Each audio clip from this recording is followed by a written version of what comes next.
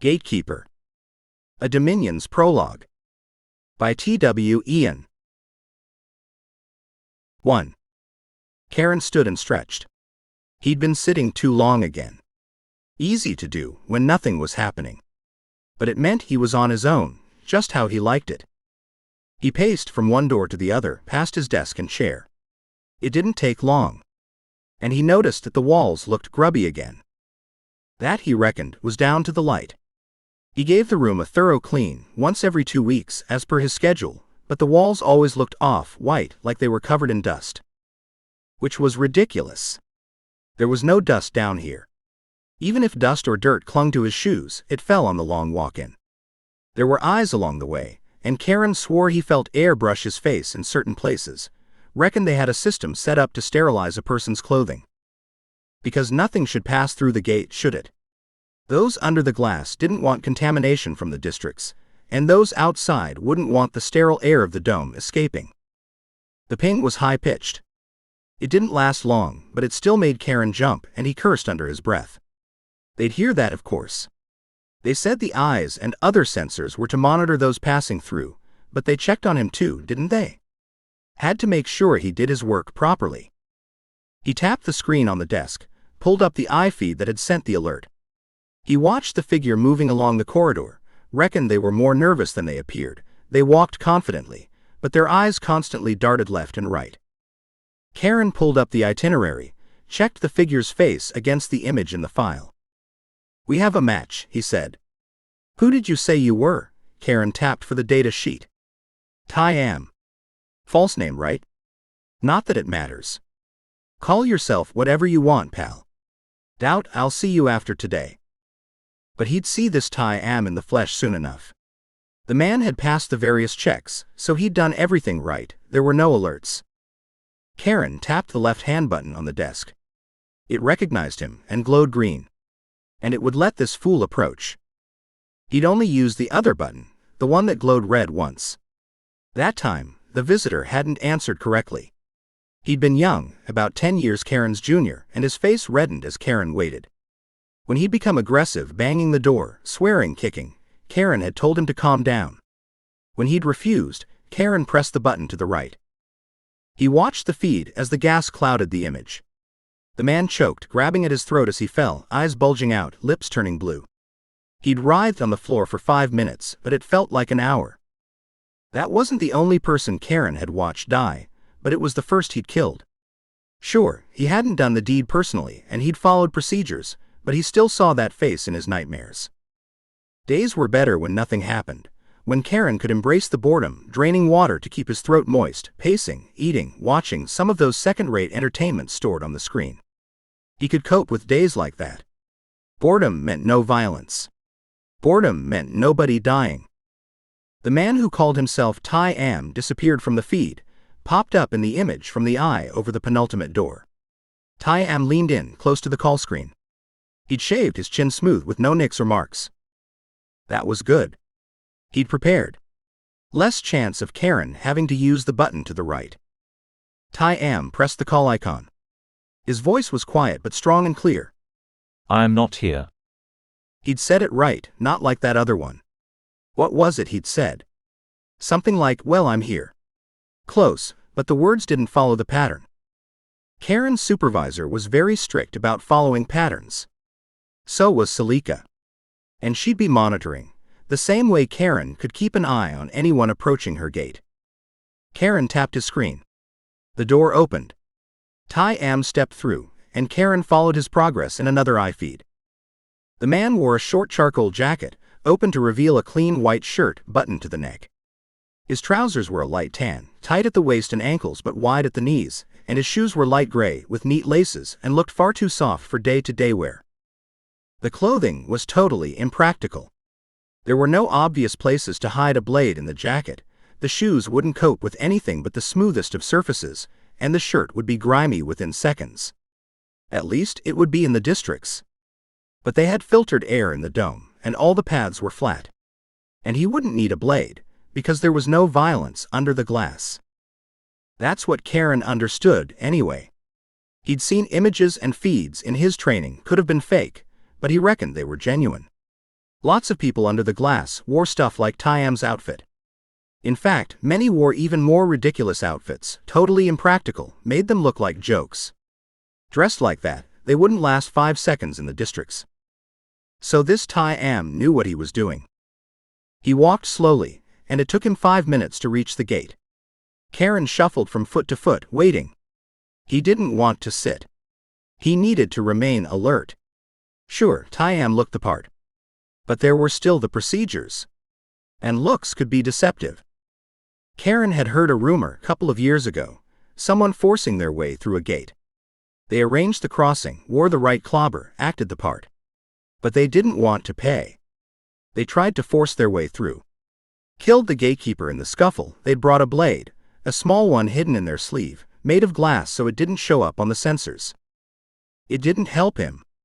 Without the gatekeeper to operate the doors, the idiot was stuck. The way Karen heard it, the supervisor left him there to starve to death. Then they sealed the whole gate, updated security at others. Did what they could to ensure it never happened again. But people always pushed, didn't they? Karen couldn't relax yet.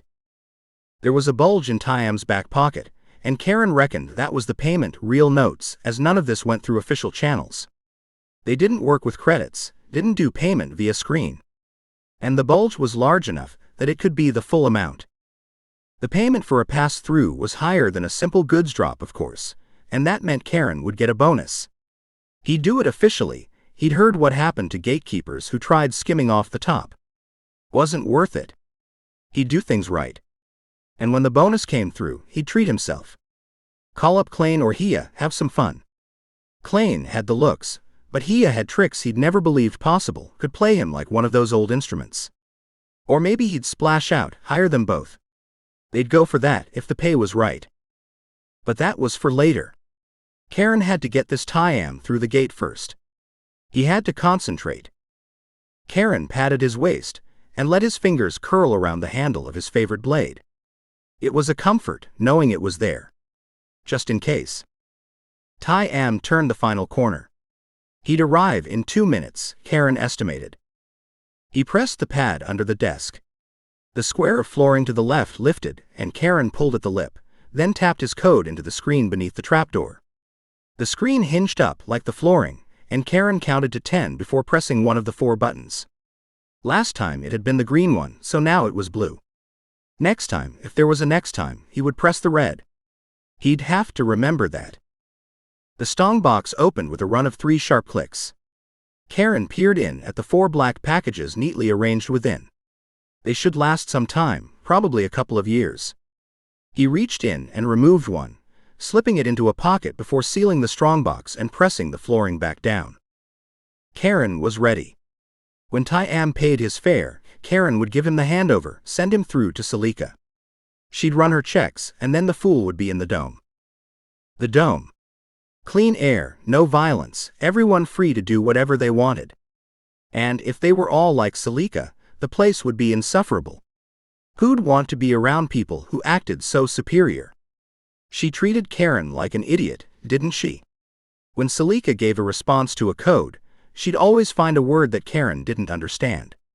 Half the time, he didn't even know if her words were real until he checked them out. They were all smart like that, under the glass. At least, that's what Karen had heard. Talked all the time, reckoned words could solve everything. Wouldn't cope in the real world, though. Salika might look good, and Karen had to use his imagination here, as he'd never seen her, but she wouldn't have a street body, would she?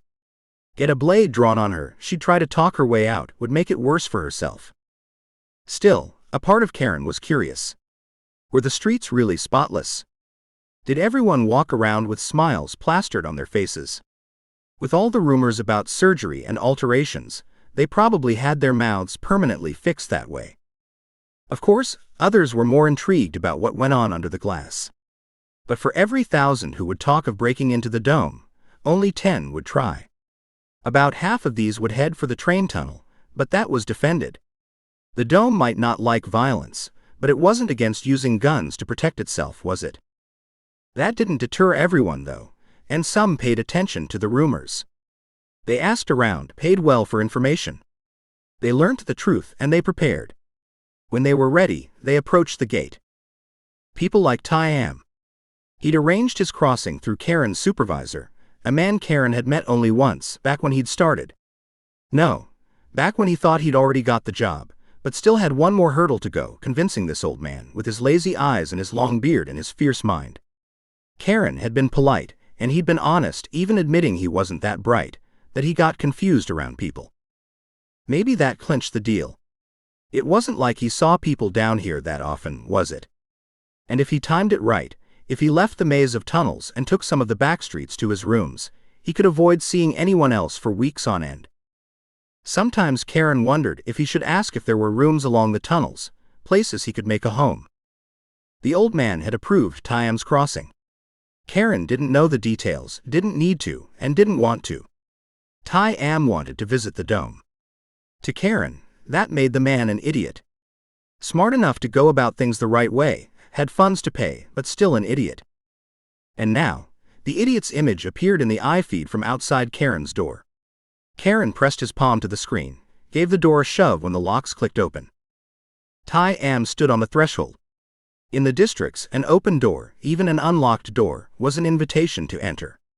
But the dome was all manners, all respect. Ty-am had done his research and was already playing his part. Karen took a breath and repeated the line he'd used so rarely. Come in, close the door, and stand facing it, back to the room. The man smiled and bowed his head. I thank you for your hospitality, he said, his voice rising and falling as if the words were a song. Ty-am took a step forward before spinning, pulling the door closed. He stood facing it, hands by his side, perfectly relaxed. Karen was impressed with the act. How long you aiming to stay for? Ty-am's cheeks bulged with a hidden smile. What I aim for, and what occurs may well differ, but I would envisage my stay being about a week. That seems a sufficient period of time in which to enjoy the delights of the place, before outstaying my welcome. Of course, my plans are open to change, dependent on situations over which I may have very little control. In other words, a week unless things go wrong. So much easier to say one short sentence, but that wasn't how they talked in the dome. Ty-am sounded like he belonged under the glass. Payment. On the table. Ty-am pulled an envelope from his back pocket and placed it on the table. Karen would check it later. If there was a problem, he'd alert Salika, and Ty-am would never see daylight again. Karen took a step back. Turn. Ty-am turned, his gaze traveling around the room as if it were an amazing sight. More acting. Karen held out the package from the strongbox. Take it. When you get to the next gate, pass it over. Ty-am nodded and took the package. He cradled it in his hands. His nails were clean and short, his skin smooth. Almost like he hadn't done a day's work in his life. The treatments to get that kind of effect must have set him back a fair amount. Karen opened the second door, and cool air brushed against his back. He didn't need to turn to know that the passage beyond was dark. The lights would be triggered once Ty-am entered. He stepped aside, hand hovering over his blade. Ty-am nodded and smiled at Karen, and for a moment Karen thought he'd attack, that this had all been a plot. But once again, Ty-am was playing his part. They smiled because it was friendly under the glass. Shut the door after you, Karen said. Ty-am stepped into the corridor, turned, reached for the door.